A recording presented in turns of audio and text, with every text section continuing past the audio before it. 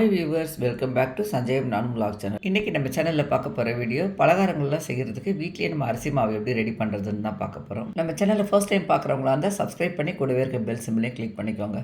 வாங்க இப்போ அரிசி மாவு எப்படி ரெடி பண்ணுறதுன்னு பார்க்கலாம். மாவு ரெடி பண்ணுறதுக்காக 2 கப் பச்சரிசிங்க நான் ஒரு 2 மணி நேரம் ஊற வச்சுருந்தேன். ஊறினதுக்கப்புறமா இந்த மாதிரி ஸ்ட்ரெயினரில் போட்டு வச்சுருக்கேன். அப்போ தண்ணியெல்லாம் பார்த்திங்கன்னா நல்லா ஃபுல்லாகவே வடிஞ்சிடும். அப்போ நமக்கு காயறது ஈஸியாக இருக்கும். மாவு ரெடி பண்ணுறதுக்கு நீங்கள் மாவு அரிசி அப்படின்னு சொல்லிட்டு கடையில் கேட்டு வாங்கணுங்க. அப்போ தான் நமக்கு மாவு நிறையா ஆகும், பலகாரமும் ரொம்ப நல்லா வரும். இந்த மாதிரி ஒரு வெள்ளை துணியில் தண்ணியெல்லாம் வடிச்சிட்டு இந்த மாதிரி உணர்த்திடுங்க. நான் கொஞ்சமாக அரிசி இருக்கிறது அப்படின்றதுனால வீட்டுக்குள்ளேயே ஃபேன் காற்றுல தான் காய வச்சுருக்கேன். நீங்கள் நிறைய அரிசி ரெடி பண்ணுறதா இருந்தால் மொட்டை மாடியிலையோ உங்களுக்கு எங்கே வெயில் படுதோ அந்த இடத்துல காய வச்சுக்கோங்க. அரிசி எடுக்கிற பக்குவம் வந்து நம்ம கை வச்சோம்னா அரிசி ஒட்டணும், உதறினோம்னா அரிசி கொட்டிடணும். இந்த பக்குவத்துக்கு எடுத்து அரைச்சோம்னா அரிசி வந்து நல்லா சீக்கிரமாக அரைப்பட்டுடும், மாவும் நல்லாயிருக்கும். மிக்சியில் தான் நான் அரைக்க போகிறேன். கொஞ்சமாக அரிசி போட்டுட்டு நல்லா மாவாக அரைச்சிக்கலாம். இதுக்கு முன்னாடி நான் நம்ம சேனலில் ஒரு வீடியோ போட்டிருக்கேன். அதாவது 1 கிலோ அளவுக்கெல்லாம் ரெடி பண்ணால் எப்படி நம்ம மிஷினில் கொடுத்து அரைச்சி ரொம்ப நாள் ஸ்டோர் பண்ணுறது அப்படின்ற வீடியோவும் அப்லோட் பண்ணியிருக்கேன். அதோட லிங்க் நான் உங்களுக்கு டிஸ்கிரிப்ஷன்லேயும் கொடுக்குறேன், எண்டு கார்டுலேயும் கொடுக்குறேன். டைம் இருக்கிறப்ப போய் செக் பண்ணிக்கோங்க. இப்போ அரைச்சிட்டு பாருங்கள், இதை சலிக்க போகிறேன். ஒரு சல்லடை எடுத்து வச்சுக்கலாம். நம்ம சேனலில் கொழுக்கட்டை, இடியாப்பம் இதுக்கெல்லாமும் மாவு எப்படி கிரைண்டரில் மிக்சியில் அரைச்சி ரெடி பண்ணுறது அப்படின்ற வீடியோவும் அப்லோட் பண்ணியிருக்கேன். அதோட லிங்க்கை கொடுக்குறேன், டைம் இருக்க போய் செக் பண்ணுங்கள். அந்த சல்லடை கொஞ்சம் பெரிய கண்ணாக இருக்குங்க, தெரியாமல் நான் அதில் போட்டுட்டேன். இதில் சலிச்சோம்னா தான் நைஸ் மாவாக வரும். சலிச்சு முடிச்சதும் இந்த மாதிரி குருணை வருங்க. இதையும் நம்ம திரும்ப அரிசியோடு சேர்த்து அரைக்கணும். இதே மாதிரி எல்லா அரிசியுமே அரிசி எடுத்தோம்னா இந்த மாதிரி நமக்கு நல்ல நைஸ் மாவாக கிடச்சிரும். இது ஈரப்பதம் இருக்குது அப்படின்றதுனால நம்ம இப்படியே ஸ்டோர் பண்ணோம்னா மாவு ஒரு மாதிரி ஸ்மெல் வந்துடும். வேணும்னா நம்ம ஒரு பாக்ஸில் கொட்டி ஃப்ரீசரில் வச்சு யூஸ் பண்ணலாம். நம்ம சேனலில் ஃபஸ்ட் டைம் பார்க்குறவங்களா இருந்தால் சப்ஸ்கிரைப் பண்ணிக்கோங்க. சப்ஸ்கிரைப் பண்ணி கூடவே இருக்க பெல் சிம்பிளை கிளிக் பண்ணிக்கோங்க. அப்போ நான் நெக்ஸ்ட் நியூ வீடியோ போஸ்ட் பண்ணது உங்களுக்கு நோட்டிஃபிகேஷன் வந்துடும். இப்போ இந்த மாவை நம்ம இப்படியே வச்சோம்னா ரொம்ப நாளைக்கு இருக்காது அப்படின்றதுனால நம்ம வறுக்க போகிறோம். ஒரு கடாய் வச்சு கொஞ்சமாக மாவு எடுத்து போட்டுக்கணும். அந்த மாவு வந்து உங்களுக்கு கலர் மாறக்கூடாது, அதே மாதிரி வாசனையும் வர வேண்டாம். அந்த மாவில் உள்ள ஈரம் போகணும், அதுக்காக தான் நம்ம வறுக்க போகிறோம். இப்போ மாவு இப்படி மேலே தள்ளும்போது உங்களுக்கு வித்தியாசம் தெரியும். மேலே பாருங்கள் ஒரு மாதிரி போய் ஒட்டுது இல்லையா? நம்ம இப்படியே வறுத்துக்கிட்டே இருந்தோம்னா அதில் ஈரம் போனதுக்கப்புறம் மாவு நல்லா சலசலன்னு எல்லா பக்கமே நல்லா வரும். நான் 2 கப் அரிசி அப்படின்றதுனால வீட்லேயே காய வச்சு இது மாதிரி மிக்சியில் அரைச்சிருக்கேன்.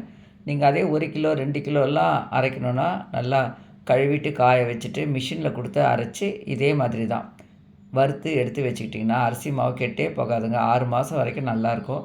நம்ம புட்டு, இடியாப்பம், அப்புறம் பலகாரம்லாம் செய்கிறோம் பார்த்திங்களா, முறுக்கு, தட்டை எல்லாமே நம்ம டக்குன்னு இந்த அரிசி மாவு எடுத்து வச்சு யூஸ் பண்ணிக்கலாம். அரிசி மாவு எதுக்கெல்லாம் யூஸ் பண்ணுறோமோ அதுக்கு எல்லாத்துக்குமே இந்த பக்குவத்தில் நம்ம அரைச்சி வச்சுக்கிட்டோம்னா யூஸ் பண்ணிக்கலாம். நீங்கள் பிள்ளைங்களுக்கு கொடுத்து அனுப்பணும், இல்லை வெளிநாட்டில் இருக்கிறவங்களுக்கெல்லாம் கூட அரிசி மாவு கொடுத்து அனுப்பணுன்னா இந்த மாதிரி ரெடி பண்ணி கொடுத்து அனுப்புங்க. கெட்டே போகாதுங்க, ரொம்ப நல்லாயிருக்கும்.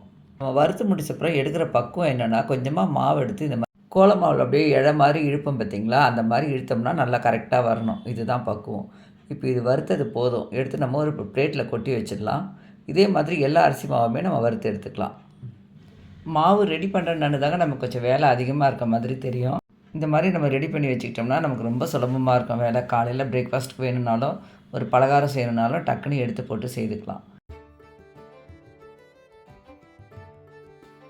நம்ம அரைச்சி வச்ச எல்லா மாவுமே நான் இந்த மாதிரி வறுத்து எடுத்துட்டேங்க. பாருங்கள் எவ்வளோ நாளாக சலசலன்னு எல்லா பக்கமும் போகுது. ஏற்கனவே சலிச்சு கொட்டியிருக்கேன் பாருங்கள், அதுலேயும் இந்த மாவும் கொட்டி வச்சுட்டேன். இப்போ வந்து கை கூட வைக்க முடியாதுங்க, அந்தளவு சூடாக இருக்கும். இது நல்லா ஆறணும். ஆறினதுக்கப்புறமா நம்ம திரும்ப ஒரு முறை சலிக்கணும். கொஞ்சம் நேரத்துக்கு அப்புறம் மாவு நல்லாவே ஆறிடுச்சுங்க. இப்போ நம்ம சலிச்சிக்கலாம். பார்க்கும்போது பாருங்கள் குட்டி குட்டி உருண்டையாக இருக்குது பார்த்திங்களா, அதெல்லாம் இப்படி கரண்டியாலேயே கொஞ்சம் ப்ரெஸ் பண்ணி விடுங்க. அதுக்கு மீறி நமக்கு சிலதெல்லாம் மாவாகவே ஆகாது. நம்ம சலிச்சதுக்கப்புறம் நின்றுடும்.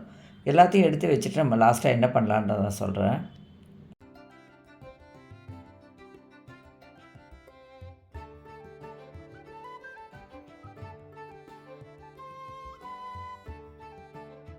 எல்லா மாவுமே சலிச்சதுக்கப்புறமா இந்த குட்டி குட்டி பால்ஸ்லாம் இருக்குது, அது கையில் வந்து நம்ம ப்ரெஸ் பண்ணால் கூட போகல. இப்போ அதை மிக்ஸி ஜாரில் சேர்த்துட்டு அதையும் அரைச்சிட்டு வந்துடலாம். கொஞ்சம் நேரத்துலேயே மசிஞ்சிடும். அதுக்கப்புறம் மறுபடியும் சல்லடையில் கொட்டிட்டு அதையும் சலிச்சு எடுத்துக்கலாம். இந்த வீடியோவை தொடர்ந்து நம்ம சேனலில் கிருஷ்ண ஜெயந்தி பலகாரங்கள் வீடியோவை நான் அப்லோட் பண்ணுறேன். தொடர்ந்து பாருங்கள். பார்த்துட்டு எப்படி இருக்குன்னு சொல்லிட்டு கமெண்ட் பண்ணி சப்போர்ட் பண்ணுங்கள். இப்போ பாருங்கள், நம்ம அரிசி ஊற வச்சது எவ்வளோ நல்லா நைஸ் மாவாக ரெடி பண்ணிட்டோம். எதுவுமே நமக்கு வேஸ்ட்டே ஆகலை. நீங்களும் இதே மெத்தடில் மாவு ரெடி பண்ணி பாருங்கள்.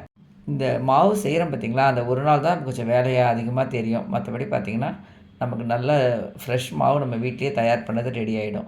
இந்த மாவு வச்சு தாங்க நான் இந்த வருஷம் கிருஷ்ண ஜெயந்திக்கு பலகாரங்களும் செய்ய போகிறேன். இந்த மாவில் வந்து நம்ம முறுக்கு இந்த மாதிரி பலகாரங்கள் மட்டும் இல்லைங்க, இடியாப்பம், புட்டு, விநாயகர் சதுர்த்திக்கு நமக்கு கொழுக்கட்டை வகைகள்லாம் இதிலேயே கூட செய்யலாம். ரொம்ப நல்லாயிருக்கும். உங்களுக்கு இந்த வீடியோ பிடிச்சதுன்னா லைக் பண்ணி சஞ்சய் நானும் vlog சேனலை சப்ஸ்கிரைப் பண்ணிக்கோங்க. கூடவே இருக்க பெல் சிம்பலை கிளிக் பண்ணிக்கோங்க. இது வரைக்கும் நம்ம சேனலை தொடர்ந்து பார்த்து சப்ஸ்கிரைப் பண்ணி சப்போர்ட் பண்ணி கமெண்ட் பண்ணுறவங்க எல்லாருக்குமே ரொம்ப ரொம்ப தேங்க்ஸ். இதே மாதிரி வேறு ஒரு வீடியோவில் மீட் பண்ணுவோம். தேங்க்யூ.